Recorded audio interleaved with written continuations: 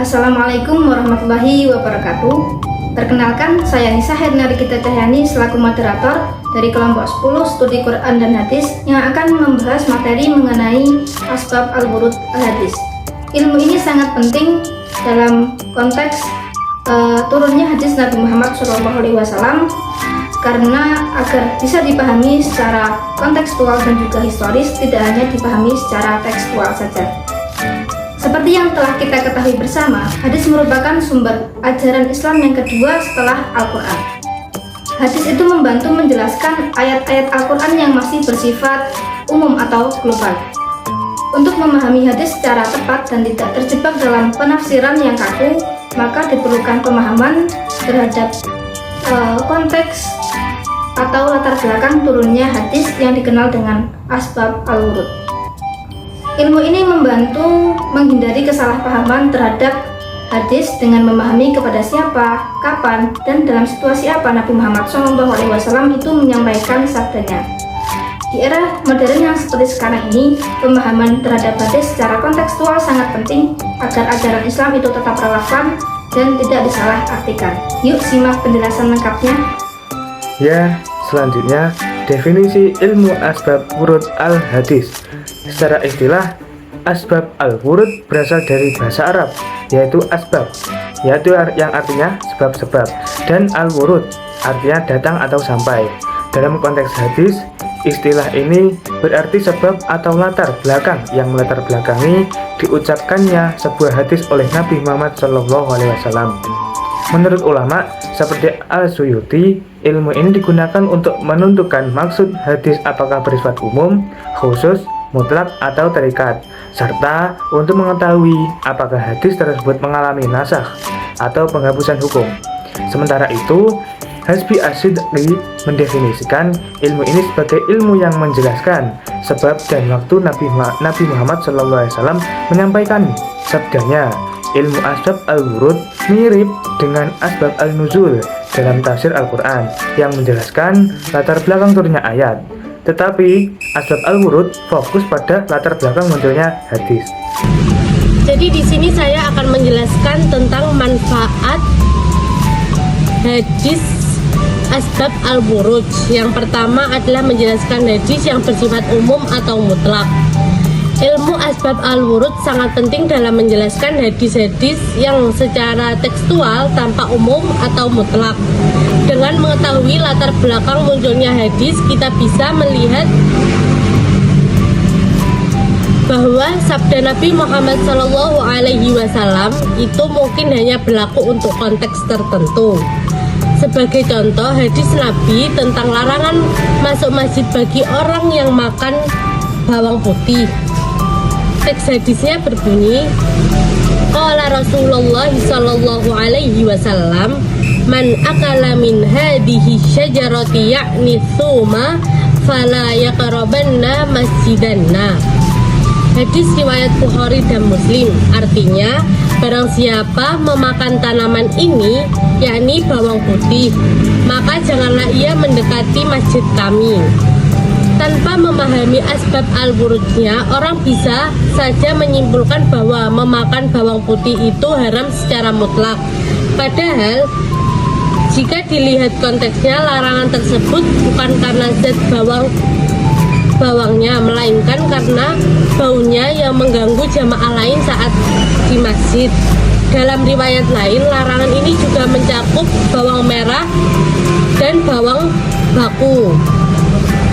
Dengan kata lain, hadis ini sebenarnya bertujuan menjaga kenyamanan dan ketenangan dalam beribadah. Berjamaah bukan melarang bawang putih secara keseluruhan. Yang kedua, menjelaskan tentang menentukan maksud asli hadis.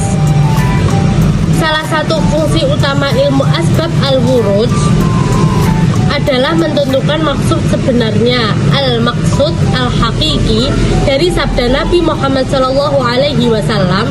Ini sangat penting agar hadis tidak disalahpahami atau disalahgunakan untuk kepentingan tertentu. Sebagaimana dijelaskan dalam makalah, dengan Dengan memahami latar belakang hadis, kita dapat mengetahui apakah sebuah hadis yang tampaknya bersifat umum sebenarnya memiliki tujuan yang lebih khusus karena muncul dalam konteks tertentu. Contoh lain adalah hadis tentang larangan bersuci dengan tulang dan kotoran. Jika tidak diketahui bahwa itu adalah makanan jin, bisa disalahpahami sebagai latar mutlak atas benda-benda tersebut, padahal konteksnya adalah menghormati hak makhluk lain. Yang ketiga, membantu menjelaskan hadis yang muskil atau ambigu atau samar. Hadis muskil adalah hadis yang secara tekstual tampak bertentangan dengan dalil lain atau membingungkan. Ilmu asbab al-wuruj dapat menyelesaikan kebingungan ini dengan mengungkap konteks kemunculan hadis. Contohnya, jika Nabi Muhammad SAW pernah melarang minum sambil berdiri, tapi dalam riwayat lain justru minum sambil berdiri, maka jika diketahui asbab al-wuruj dari masing-masing hadis, kita dapat memahami bahwa larangan itu adalah bentuk edukasi atau kebiasaan ideal. Pengecualian dilakukan dalam konteks darurat atau tertentu. Oke, selanjutnya di sini saya akan melanjutkan menjelaskan manfaat ilmu asbab wurud al-hadis. Yang pertama, menjelaskan adanya nas atau penghapusan hukum. Nas adalah proses penghapusan atau penyalahgunaan hukum syariat yang sebelumnya telah ditetapkan, baik dari Al-Quran maupun dari hadis. Hal ini menunjukkan bahwa hukum Islam dapat menyesuaikan dengan kebutuhan dan kondisi masyarakat pada zamannya, sehingga tetap relevan dan membawa kemaslahatan bagi umat. Yang kedua, mencegah takwil berlebihan atau penyalahgunaan hadis. Ilmu tentang nas dan takwil sangat penting untuk mencegah penafsiran hadis atau ayat secara berlebihan, keluar dari konteks, atau bahkan disalahgunakan untuk kepentingan tertentu. Dengan memahami aturan dan konteks sebenarnya, umat Islam dapat terhindar dari kesalahgunaan dalam memahami dan mengamalkan ajaran agama. Selanjutnya, yang nomor 3 adalah menjaga kemurnian ajaran Nabi Muhammad SAW. Dengan memahami konsep nas dan takwil yang benar serta melakukan kritik terhadap hadis, ajaran Nabi Muhammad SAW dapat tetap terjaga kemurniannya. Ini penting agar tidak terjadi penambahan, pengurangan, ataupun penyimpangan dari ajaran yang asli, sehingga umat Islam dapat menjalankan agama sesuai tuntutan Nabi. Yang terakhir adalah relevansi ilmu ini dalam konteks sosial dan politik Islam modern. Ilmu tentang nas, takwil, dan kritik hadis tetap sangat relevan di era modern. Dalam kehidupan sosial, ilmu ini membantu masyarakat memahami hukum Islam yang sesuai dengan perkembangan zaman. Dalam bidang politik, ilmu ini mencegah penyalahgunaan agama untuk kepentingan tertentu, sehingga ajaran Islam tetap murni, adil, dan tidak mudah dimanipulasi. Baik, selanjutnya yaitu cara mengetahui asbab wurud al-hadis. Yang pertama yaitu riwayat konteks langsung. Cari hadis yang menyebutkan sebab secara eksplisit, seperti larangan minum sambil berdiri. An Anasin radhiyallahu anhu anin Nabi sallallahu alaihi wasallam inna Nabiyya sallallahu alaihi wasallam jazara anis surbi qaiman. Terjemahnya, dari Anas radhiyallahu anhu dari Nabi sallallahu alaihi wasallam, sesungguhnya Nabi sallallahu alaihi wasallam melarang minum sambil berdiri. Penjelasan singkatnya atau asbab al-wurudnya. Menurut sebagian ulama, larangan ini muncul ketika Nabi Shallallahu Alaihi Wasallam melihat seseorang minum sambil berdiri.